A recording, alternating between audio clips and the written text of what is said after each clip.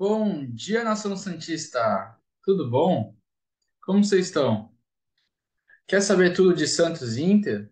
Bora para mais um pré-jogo de Santos Internacional do blog Sou Santista. Jogo hoje às 9 horas na Vila Belmiro, transmissão do Sport TV e do Premier. E bom, mais um jogo difícil para a gente, né? Que jogo não está sendo difícil para o torcedor? O time não está em boa fase. O adversário também não está em boa fase, mas vamos falar de Santos. E a gente precisa muito dessa vitória para poder levantar o moral do time, né? A gente está um jejum aí de 5 jogos sem vencer e estamos precisando de uma levantada nessa temporada, né? Pelo nosso bem, pela nossa saúde mental. E bom, tá aí a ficha técnica para vocês. E como de sempre, antes de falar das equipes, vamos falar um pouquinho do contexto do jogo. Bom, o contexto do jogo é bem simples, dois times em uma situação bem parecida, né? Ambos de uma eliminação da Copa do Brasil, ambos eliminados nos pênaltis. A diferença é que o Santos, fora de casa, empatou os dois jogos, conseguiu um golzinho no último minuto e foi eliminado nos pênaltis, enquanto o Inter chegou a ganhar o jogo em casa, abriu 3-0 contra o América Mineiro, havia perdido de 2-0 fora de casa, sofreu um gol no segundo tempo, foi para os pênaltis e foi eliminado, mas ganhou de 3-1, coisa que o Santos não chegou nem perto. E também outro aspecto parecido é a situação dos técnicos, né? Tanto o Odair quanto o Mano Menezes estão na famosa Berlinda, né? Com empregos em risco. Ambos têm essa semelhança também de ser muito criticado pelos torcedores, mas são respaldados pela diretoria. No caso do Odair, falando um pouquinho mais de Santos, o Falcão já garantiu a permanência dele. Também a gente sabe que tem esse trâmite envolvendo os dois, que caso o Odair saia, o Falcão provavelmente vai sair também. E a multa dos dois somadas dá mais ou menos 5 milhões nos cofres do Santos. Então, tanto pela questão da multa, quanto pela essa questão do diretor estar muito interligado ao técnico, não teremos provavelmente uma demissão do Odair em caso de derrota no jogo de hoje. Já contra o Nils é outra história. E bom, também temos o aspecto de retrospecto do Santos invicto em casa pode dar uma força para o time a mais. Nós sabemos que o Santos joga muito bem em casa, enquanto o Inter está buscando aí a primeira vitória como visitante. Bom, também para os estatísticos que estão nos assistindo e para o pessoal que gosta das estatísticas, temos algumas aí na tela.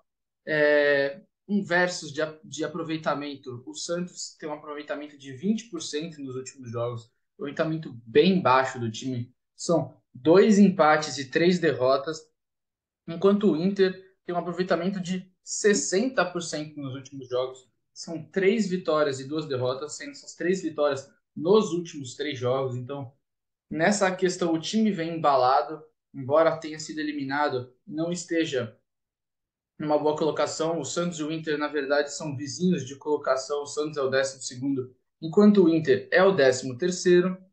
E também falar de estatísticas no confronto direto. Nos últimos 10 jogos entre Santos e Inter, tivemos uma vitória do Santos, 7 empates e 2 vitórias do Inter. A terceira estatística que trouxe para vocês é uma que não é muito conhecida, mas que é importante mostrar aí. Para quem não conhece, é legal, que é o XG e o XGA. O que é o XG e o XGA? É um cálculo feito por empresas contratadas que medem finalização do jogador, como foi essa finalização, quem era o jogador. É meio que nós conhecemos bastante a média por jogo. Esse XG e o XGA é como se fosse uma média de gols sofridos por jogos, mas baseada não só em gols, mas em finalizações, em chutes para fora, como foi a finalização, qual é o aproveitamento dos jogadores. E aí, para vocês na tela, o Santos tem um XG, como se fosse essa média de gols, de 1,09 gols feitos e 1,86 gols sofridos. Enquanto o Inter tem uma média de 1,40 gols feitos e 1,56 gols sofridos. Ou seja, Inter tem médias bem melhores que o Santos. E isso já demonstra também a qualidade dos times, né? Essa estatística é bem interessante para mostrar como é essa situação dos dois times. E bom, opa, vamos falar um pouquinho do Santos. O Santos vem aí no famoso 4-2-3-1 do Odair, com João Paulo. Aí vem uma primeira mudança.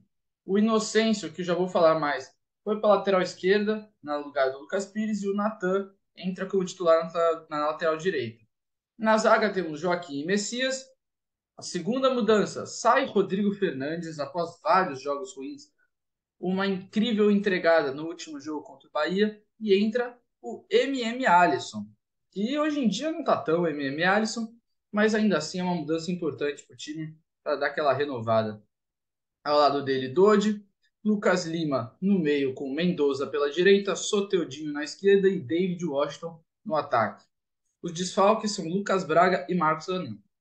Bom, eu quis colocar umas características. É claro que, para falar dos padrões táticos desse time, eu poderia vir aqui e ficar falando, chutão para frente, desorganização, que é isso que o torcedor já está meio que acostumado a ver nos últimos jogos. Mas acho interessante para quem não acompanha tanto, ou quem não percebeu ainda, mostrar uns padrões táticos do time, ou tentativas de padrões, para a gente poder falar do cenário do jogo. O Santos é um time que gosta dessa saída de bola com 4-2, ou seja, 4 na linha, os dois zagueiros, os dois laterais e os dois volantes vindo buscar atrás da primeira linha de marcação.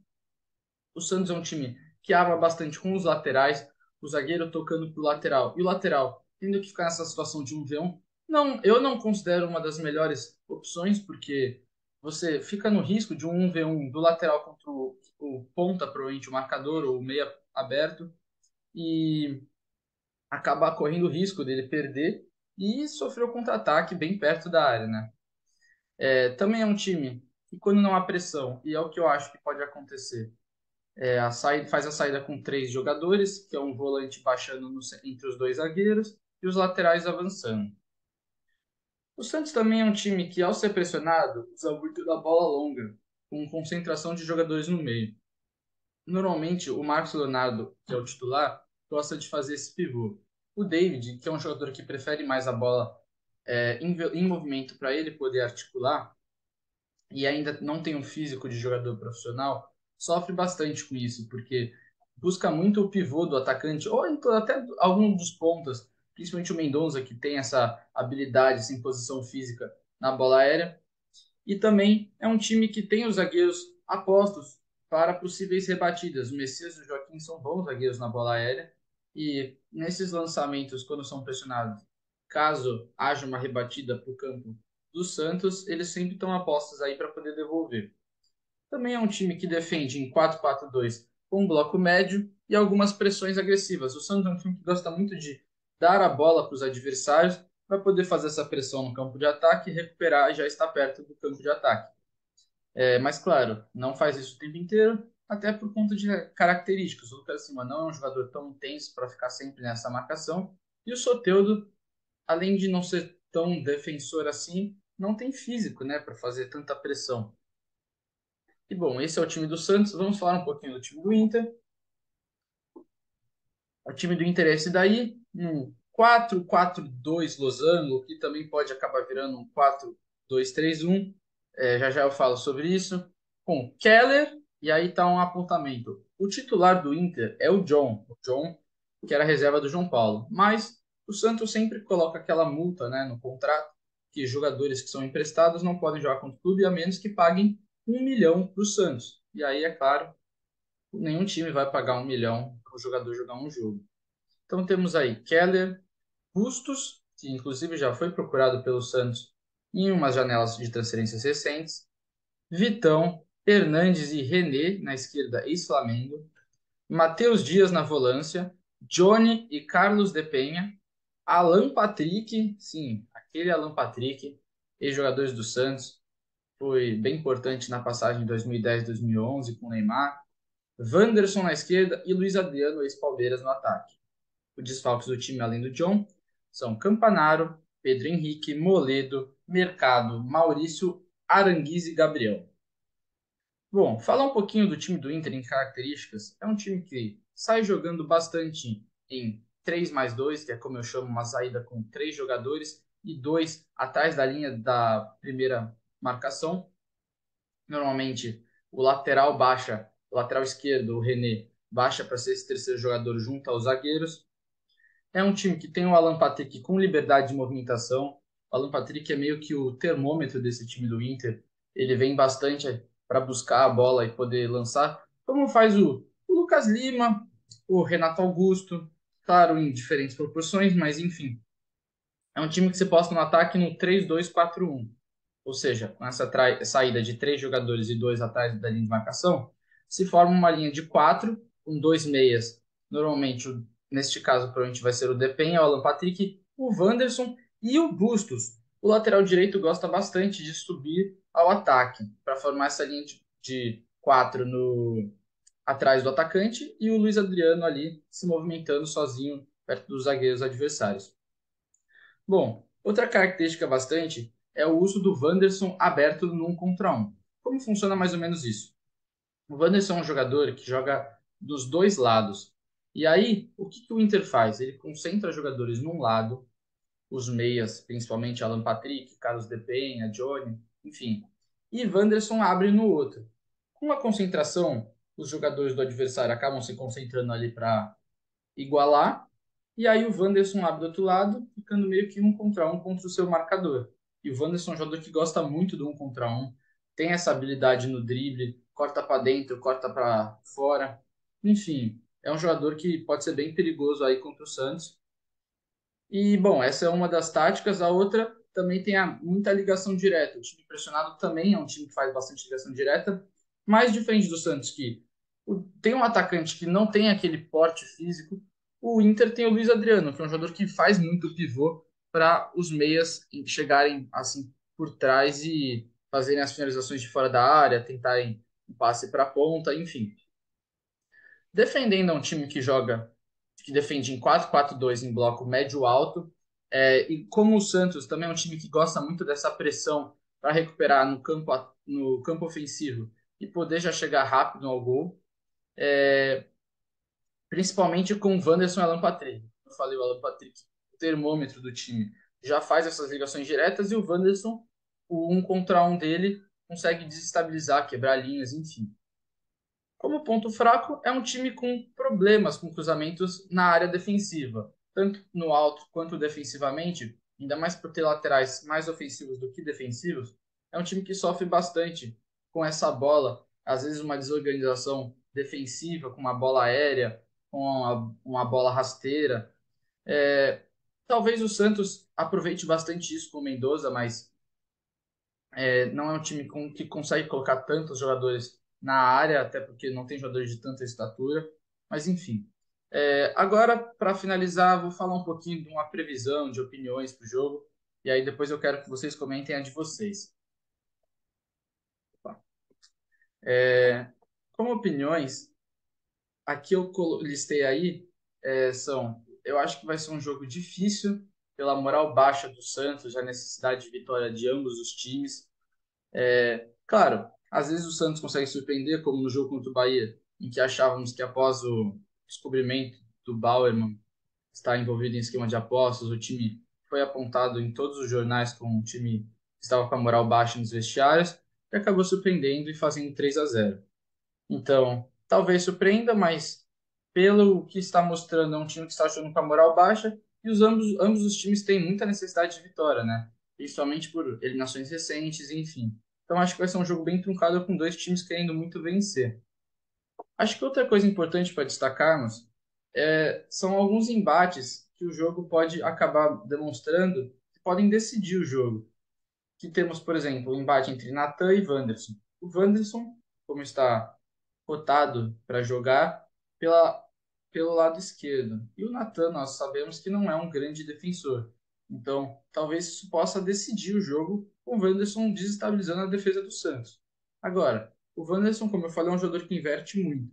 Se ele jogar no lado direito, aí estamos trocando o embate entre Wanderson e Inocêncio. E aí o Inocêncio talvez dê aquela segurada melhor. Eu acho que ele vai acabar ficando de qualquer jeito preso à zaga muito por conta que no lado esquerdo tem o Wanderson e no lado direito tem o Bustos. É um jogador que sobe bastante.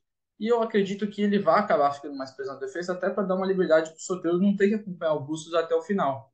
O Inocêncio pode esperar o Bustos ou até se adiantar para encostar nele, e o Soteldo ficando nas costas do Bustos para puxar esse contra-ataque. Assim, eu também apontei o embate entre Soteldo e Bustos. Tanto pelo lado do Inter com o Wanderson, o Santos tem o Soteldo no 1 contra 1 e pode acabar desestabilizando o Bustos, que não é um lateral também muito defensivo. Outra coisa que aponto que provavelmente pode acontecer no jogo é o Inter dar a bola para o Santos, porque os times já perceberam que o Santos é péssimo armando o jogo e acabam se meio que retrancando para deixar o Santos armar, não conseguir e tomar o contra-ataque com jogadas rápidas, enfim, o time no ataque. Eu acho que é algo que pode acontecer. E também, para finalizar, é bom apontar que o Alisson, no lugar do Fernandes, acho que vai dar uma segurança defensiva muito melhor, até porque o Fernandes não vinha tendo bons jogos. E bom, acho que é isso. O que vocês acharam? O que vocês acham que vai acontecer no jogo de hoje? Como está a expectativa do torcedor, do internauta e do blog Sou Santista?